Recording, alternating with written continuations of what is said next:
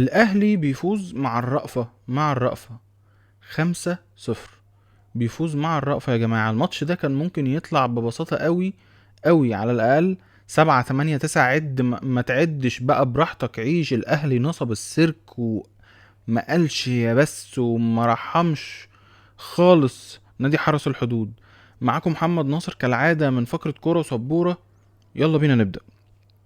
الوحيد اللي نفسي كان يبقى بيتفرج على الماتش ده هو مارسيل كولر. ليه؟ يعرف اهو الراجل جه ما عملش حاجه. الراجل جه بقاله ماتشين بالظبط. عماد النحاس كان اول ماتش ليه ماتش بتروجيت اللي فات.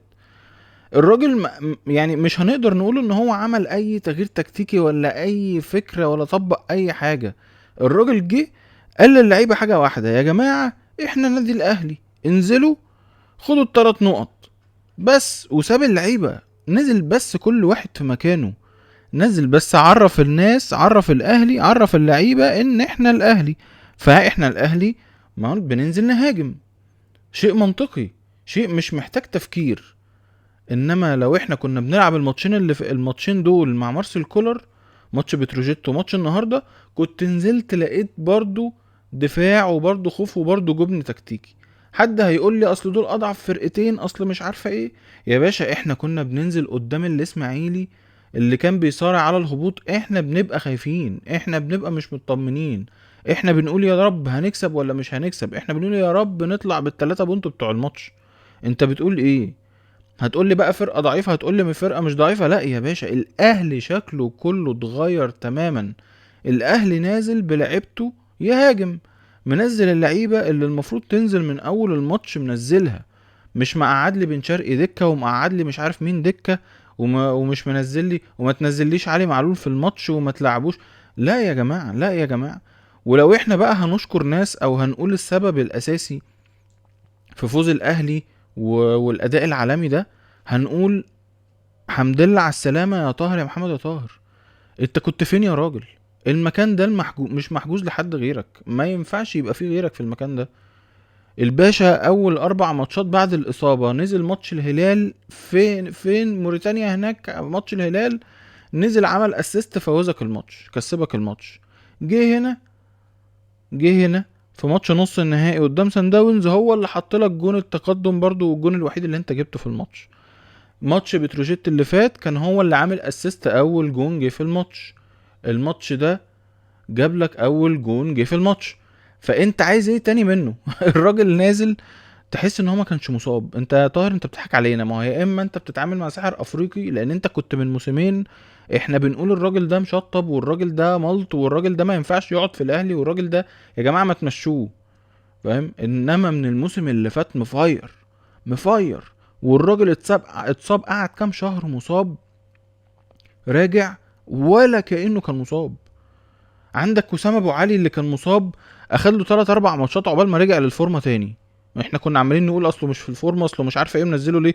الراجل برضو بينزل اهو بقاله ماتشين بيجيب. ليه؟ علشان انت بتلعب بخطتك الاساسيه كاهلي.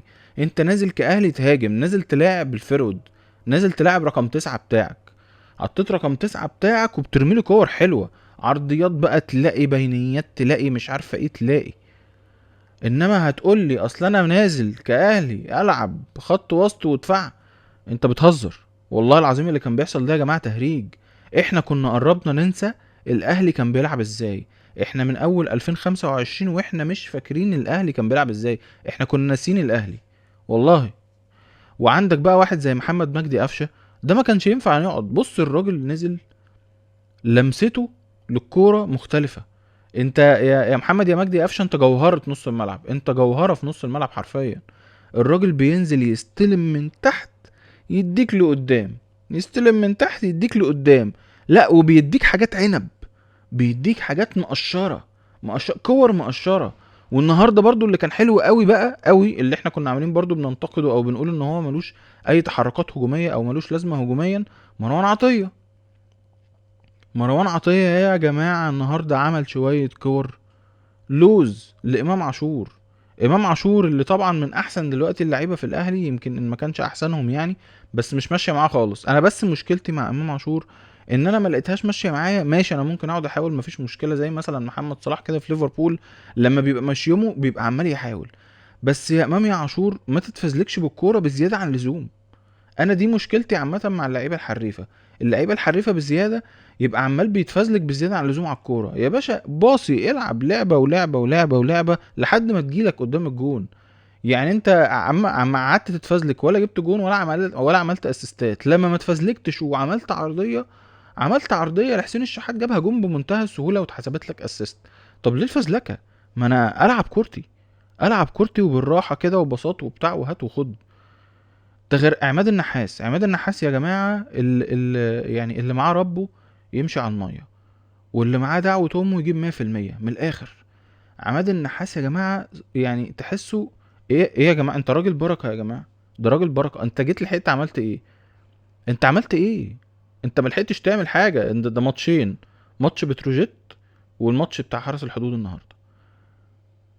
انت استغلت كل الفرص اللي جات لك، انت عملت كل حاجه حلوه، انت بس نزلت اللعيبه في مكانها. انت فكرت اللعيبه ازاي احنا نبقى النادي الاهلي، ننزل نهاجم على اللي قدامنا، ننزل نحط اللي قدامنا ونزنقه ونفضل نضغط عليه طول الماتش، نضغط عليه طول الماتش، ما نسيبوش في حاله في منطقه جزاءه وما يخرجش الكره من منطقه جزاءه وما يخرجش الكره بره نص ملعبه. انت عملت كده النهارده، انت عملت كده النهارده. احنا ما شفناش محمد الشناوي، واحنا مش متعودين نشوف محمد الشناوي، لان احنا لما بنشوف محمد الشناوي بنخاف بجد والله يعني.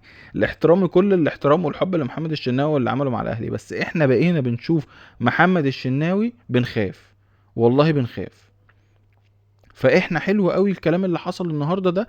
انت قللت النقط بينك وبين بيراميدز واستغلت الفرصه حلوه قوي وضغطهم قوي دلوقتي. وانا توقعي للي هيحصل ان بيراميدز هيوقع كمان ماتش على الاقل، ان لم يكن يوقع له ماتشين كمان. بس انا متوقع باذن الله بعون الله ان بيراميدز هيوقع ماتش والاهلي هيدوس كل الماتشات الجايه. وهتقولوا محمد ان شاء الله قال انه الاهلي هيستغل الموقف ده وان شاء الله هيكسب الدوري. خلصنا بقى الكلام عن الاهلي، نروح بقى نتكلم عن الوكسه اللي احنا شفناها الوكسه والاداء الباهت والوحاشه من ليفربول. انا بشجع احمر اهلي وبشجع احمر ليفربول طبعا عشان ابننا محمد صلاح، بس اللي احنا شفناه النهارده ده وحاشه. يعني انت فايز بالدوري حلو، مفيش مشكله، ريح لعيبتك مفيش مشاكل، بس تريح هي اللي حصل النهارده ده يكشف ان ليفربول ملط في الدكه يا جماعه. ما ينفعش دي تبقى دكه ليفربول. وعشان كده هو نفسه ما كانش طويل في الشامبيونز ليج، وعشان كده خسر برضو الماتش النهائي بتاع الكاس قدام نيوكاسل. انت ما عندكش تبديلات. انت لو الناس اللي في الملعب طلعت، انت تبديلاتك ملط، مش هتنجحك ماتش، مش هتعافر معاك، مش هتشيلك في ماتش، مش هتشيلك حتى في 10 دقايق في ربع ساعه في ماتش انت لو انت احتجت حد فيهم. لما انت تبقى منزل النهارده اليوت وجونز وفي نص الملعب وكوانسا دفاع وتسيميكاس. انا نسيت مين التالت اللي في نص الملعب، كان مين التالت اللي في نص الملعب برضو الملط؟ والله ما فاكر، نسيت. اليوت وجونز او اندو. منزل لي يعني انت مغير 6 لعيبه في القوام الاساسي للفريق. انت منزل لي كوانزا ومنزل لي تسيميكاس الاتنين ملط، منزل لي جونز ملط الملط. انا مش فاهم ده قاعد في ليفربول ليه. منزل لي اليوت، ده بكتير قوي يبقى بديل لمحمد صلاح لما يتصاب لا قدر الله، يعني ربنا يبعد عن صلاح الاصابات. ومنزل لي اندو ده انا برضو مش فاهم جه ليفربول ليه.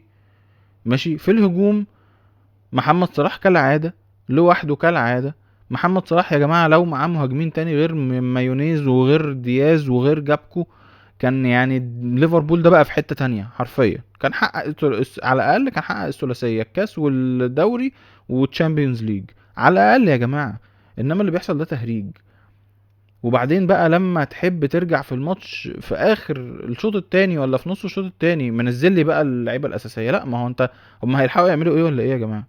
هما هيلحقوا يعملوا ايه ولا ايه يا ارني سلوت؟ انا ما عنديش مشكله انك تبقى نازل من الماتش من اوله مقرر ان انت تريح اللعيبه، فتمام.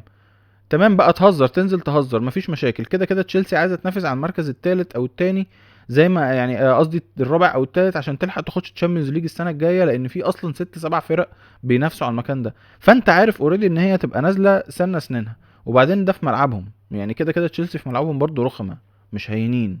اي نعم هم ما كسبوكش برضو اخر 10 ماتشات في الدوري سواء في ملعبهم او في ملعبك، بس انت كده كده عارف ان هم فريق رخم وفريق هينافس.